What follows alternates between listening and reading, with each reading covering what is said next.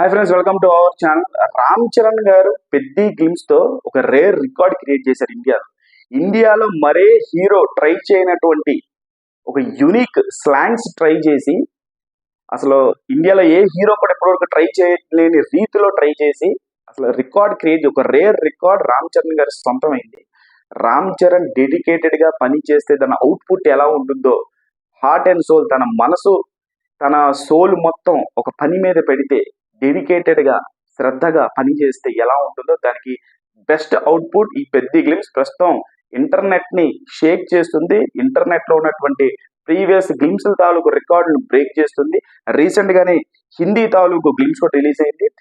So slang తాలూకు interesting thing ఏంటంటే, తెలుగులో విజయనగరం స్లాంగ్ లో మాట్లాడారు. ఎంత పర్ఫెక్ట్ గా మాట్లాడారు అని అంటే, గోదావరి స్లాంగ్ లోనే అదరగొట్టేశారు. రామ్ చరణ్ గారికి ఒక్కసారి క్యారెక్టర్ ఎక్కేసిందంటే ఒక పూనకం వస్తుంది. రామ్ చరణ్ గారికి పూనకం వచ్చిందనంటే ఇంక ఈ సమ్మర్ లో మనం పానకాలు తాగాల్సిందే. ఆ రేంజ్ లో రామ్ చరణ్ గారికి పూనకం వస్తుంది. ఆ పూనకం, ఆ ఫైర్ మనం తట్టుకోలేక చల్లబడాలంటే, రామ్ చరణ్ గారి పూనకం తట్టుకోవాలంటే మనం పానకం తాగాలి. సో నేను ఇందాక ఒక ట్వీట్ కూడా చూసా. శ్రీరామ నవమి అంటే పానకం, చరణ్ అన్న అంటే పూనకం.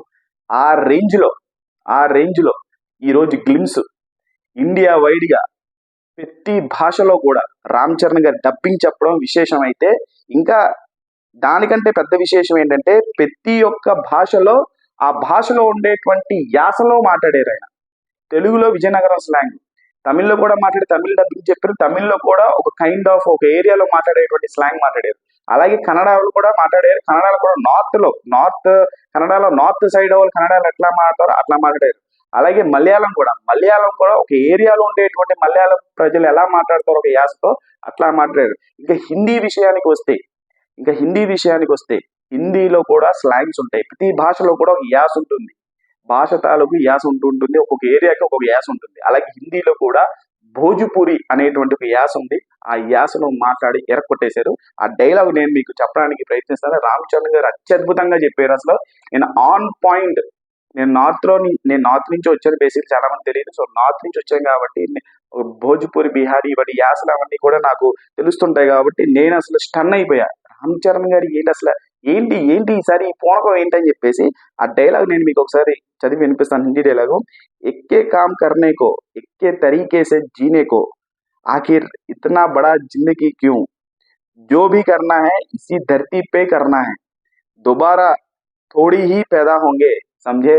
ఇది యాక్చువల్ గా ఈ లాంగ్వేజ్ అనేది హిందీనే, కాకపోతే భోజ్పురి యాసతో కూడుకున్నటువంటి హిందీ. దాంట్లో ఆన్ పాయింట్, ఎక్కడా కూడా ఇది నార్మల్ హిందీ లాగా మాట్లాడుతున్నారే కాదు, ఇది భోజ్పురి స్లాంగ్. కింద మీరు కామెంట్స్ చూసుకోండి వెళ్ళి, పెద్ద హిందీ క్లిప్స్ లో కింద, when Ram Charan is on Bhojpuriya mood, అంటే రామ్ చరణ్ గారు భోజ్పురి మూడ్ లోకి వెళ్ళిపోతే ఎలా ఉంటుందో అని చెప్పేసి చాలా ఫన్నీగా అందరూ కూడా ఫుల్ ఎంజాయ్ చేస్తున్నారు. రామ్ చరణ్ తాలూకు హిందీ యాసను ఎంజాయ్ చేస్తున్నారు. ఇందాకే చెప్పాను కదా, శ్రీరామనవమి అంటే పానకం, చరణ్ అన్న అంటే పూనకం. అందరికి పూనకాలు వచ్చేస్తున్నాయి.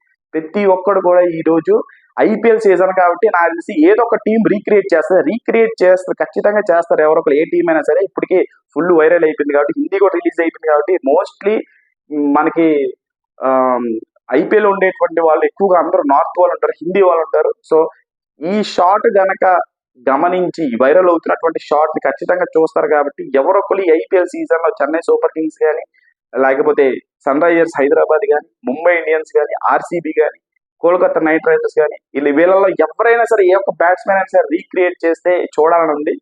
సో నా ఫేవరెట్ అయితే ముంబై ఇండియన్స్ రోహిత్ శర్మ రీక్రియేట్ చేస్తే చూడాలంటే, మీ ఫేవరెట్ క్రికెటర్ ఎవరు ఈ పెద్ద షాట్ ని గ్రౌండ్ లో రీక్రియేట్ చేస్తే చూడాలనుకుంటున్నారు? కామెంట్స్ లో కామెంట్ చేయండి. ఛానల్ లైక్ చేయండి, షేర్ చేయండి, సబ్స్క్రైబ్ చేసుకోండి.